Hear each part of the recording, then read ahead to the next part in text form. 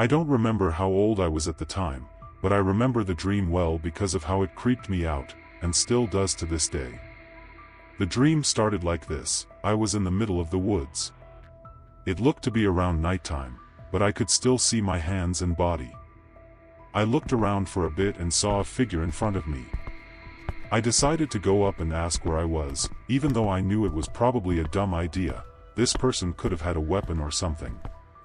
But when I got close enough to see the details of the person, I realized it was someone I did, in fact, know, Granny Gallagher. She wasn't related to me or anything.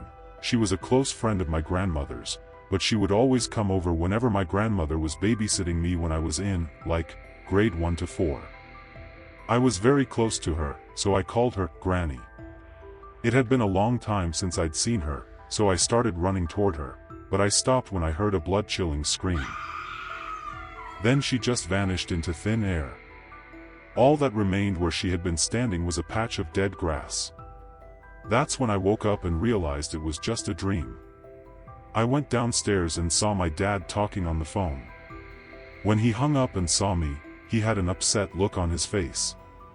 I asked him who he was talking to, and what he said next gave me chills. "That was your grandmother. She just heard that Granny Gallagher died during the middle of the night."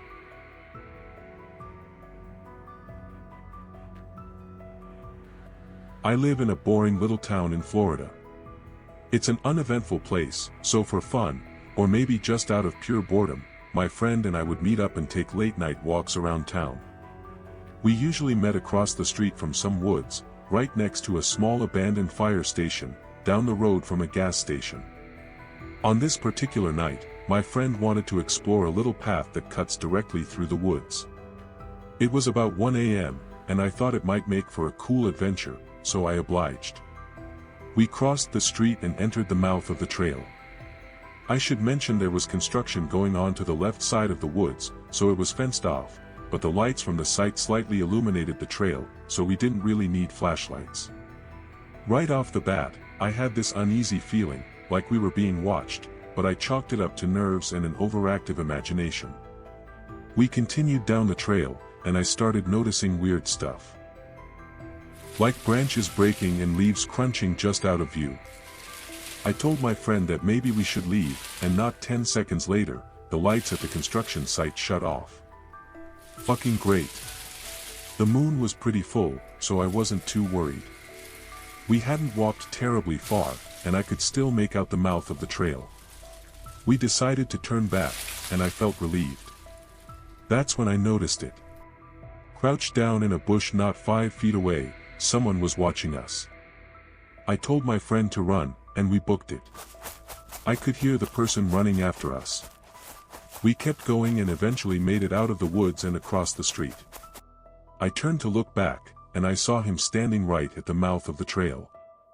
The dude was completely naked and looked insane. He had a glass bottle in his hand and threw it in our direction. Then he started grabbing rocks and other things from the ground and just began wildly throwing them. We made like trees and got the f*** out of there. We didn't stop until we got to the gas station.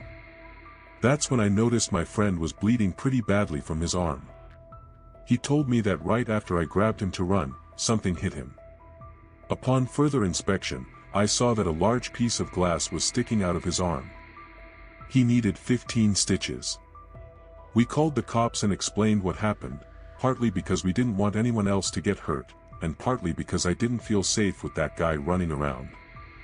When the cops searched the woods the next morning, they found signs that someone had been living there, and, more disturbingly, bloody clothes that looked like they belonged to a little girl.